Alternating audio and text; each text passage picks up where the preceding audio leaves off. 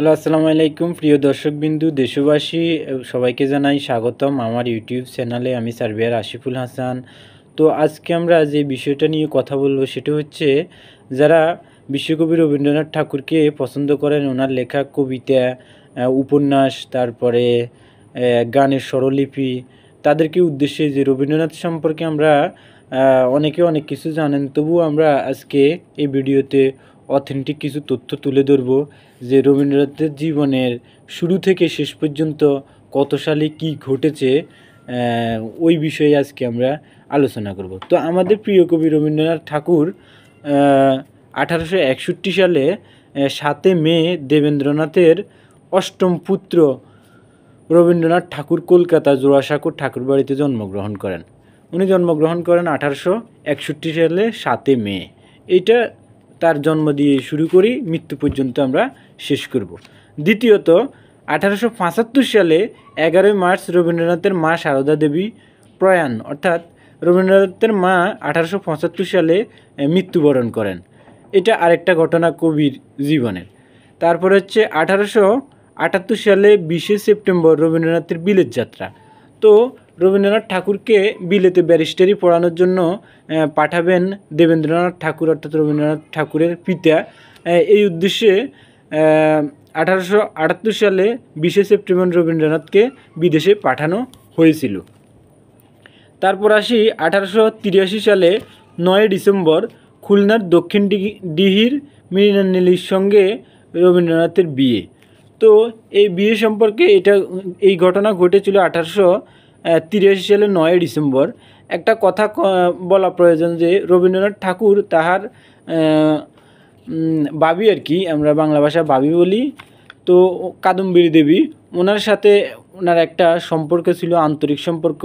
অনেকে এটাকে প্রেমও বলে, কিন্তু আমি জানি না ঠিক আসলে কি প্রেম কি না। তবে প্রথম কবিতা লেখা শুরু করেই উনি ওনার বড় ভাবি কাদম্বরী দেবীকে কবিতা পড়ানো শুরু করেন। এরপর এই নিয়ে দুর্ঘটনা ঘটে, যেমন অনেকেই বলেন যে রবীন্দ্রনাথ ঠাকুর ভাবির সাথে প্রেমে লিপ্ত হয়। সেজন্য দেবেন্দ্রনাথ ঠাকুর খুব দ্রুত খুলনার দক্ষিণ ডিহির মৃণালিনী দেবীর সঙ্গে রবীন্দ্রনাথের বিয়ে দিয়ে দেয়। তারপর আসি 1888 সালে 19 অক্টোবর শান্তিনিকেতনে আশ্রম স্থাপন। 1988 সালে 19 অক্টোবর শান্তিনিকেতন আশ্রম স্থাপন করে রবীন্দ্রনাথ ঠাকুর। তারপরে হচ্ছে 1894 সালে বঙ্গীয় সাহিত্য পরিষদ প্রতিষ্ঠা করেন রবীন্দ্রনাথ ঠাকুর।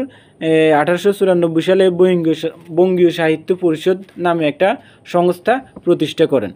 এরপরে 1897 সালে কুষ্টিয়া শিলাইদহের কুঠিবাড়িতে রবীন্দ্রনাথের সপরিবারে বসবাস শুরু করেন।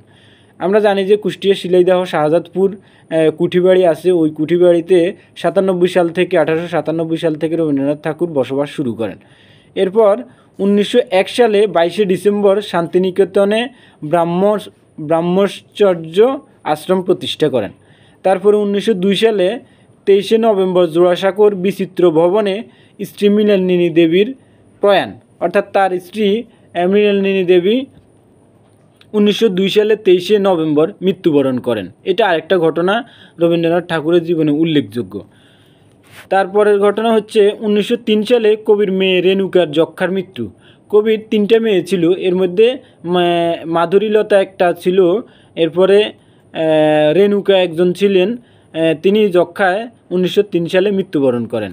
এরপরে 1905 সালে 16 জানুয়ারি বাবা দেবেন্দ্রনাথের প্রয়াণ, অর্থাৎ 1905 সালে রবীন্দ্রনাথ ঠাকুরের পিতা মহর্ষি দেবেন্দ্রনাথ ঠাকুর মৃত্যুবরণ করেন। তারপরে 1907 সালে ছোট ছেলে সমীন্দ্রনাথের প্রয়াণ।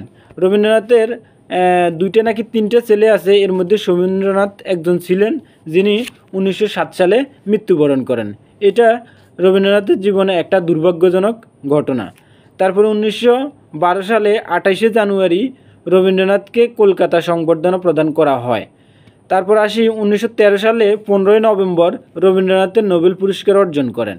তো এটা একটা উল্লেখযোগ্য ঘটনা যে আমরা সকলেই জানি রবীন্দ্রনাথ ঠাকুর সাহিত্যে নোবেল বিজয়ী হয়েছেন।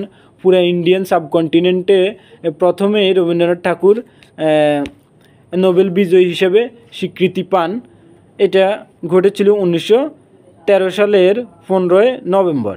এরপর 1913 সালের 23 নভেম্বর শান্তিনিকেতনে রবীন্দ্রনাথকে সংবর্ধনা প্রদান।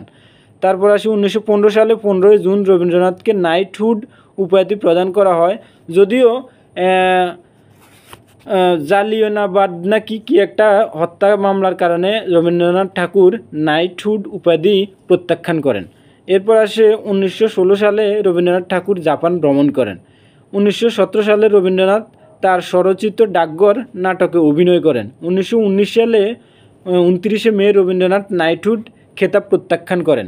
তারপর 1920 সালে London, America, Paris, German, Denmark, Sweden, Austria সফর করেন। 1924 সালে চায়না ভ্রমণ করেন। 1926 সালে ইউরোপ, ইস্তাম্বুল, অ্যাথেন্স ভ্রমণ করেন। 1929 সালে জাপান, কানাডা ভ্রমণ করেন।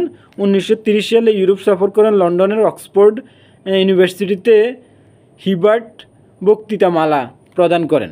তারপর 1940 সালে অক্সফোর্ড ইউনিভার্সিটি কর্তৃক রবীন্দ্রনাথকে ডিলিট উপাধি প্রদান করা হয়। 1941 সালে 7 আগস্ট জোড়াসাঁকোর ঠাকুরবাড়িতে রবীন্দ্রনাথের প্রয়াণ।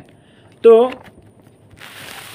রবীন্দ্রনাথ মৃত্যুবরণ করেন 1941 সালে 7 আগস্টে জোড়াসাঁকোর ঠাকুরবাড়িতে। রবীন্দ্রনাথের একটা অস্ত্রোপচার হয়, একটা অপারেশন হয়। ওই অপারেশনে তিনি আর ভালো হন না। এর কিছুদিন পরেই রবীন্দ্রনাথ ঠাকুর মৃত্যুবরণ করেন।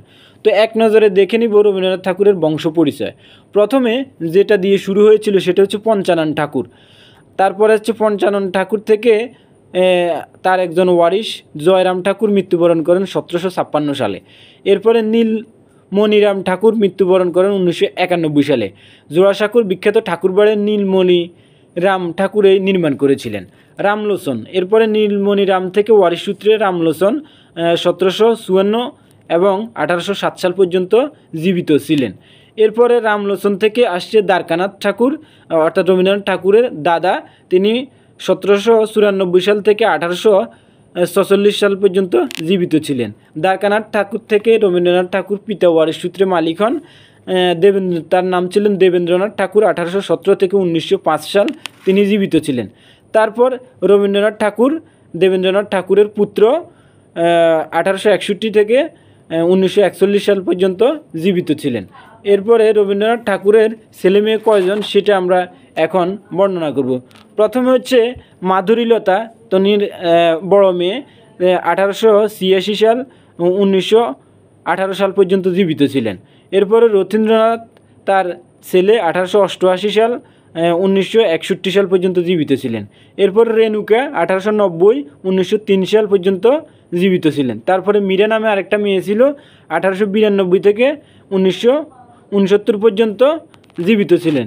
সোমেন্দ্রনাথ রবীন্দ্রনাথ ঠাকুরের আরেকটা ছেলে, 1894 থেকে 1907 সাল পর্যন্ত জীবিত ছিলেন। নীতীন্দ্রনাথ রবীন্দ্রনাথ ঠাকুরের আরেকটা ছেলে, 1912 সাল থেকে 1932 সাল পর্যন্ত জীবিত ছিলেন। আরেকটা মেয়ে তাহার ছিল, তার নাম ছিল নন্দিতা, 1916 থেকে 1967 পর্যন্ত। তো এই হলো রবীন্দ্রনাথ ঠাকুরের এক নজরে বংশ পরিচয়। তো আজকের ভিডিওটা যদি আপনাদের কাছে ভালো লেগে থাকে তাহলে বেশি বেশি করে লাইক করবেন, শেয়ার করবেন, কমেন্ট করবেন। সবাই আমার জন্য দোয়া করবেন যাতে করে নতুন নতুন ভিডিও তুলে ধরতে পারি। আমি সার্ভেয়ার আশিফুল হাসান, নোয়াখালী, ব্যায়ামগঞ্জ থেকে। তো ধন্যবাদ সবাইকে। আজকের জন্য আল্লাহ হাফেজ, থ্যাংক ইউ।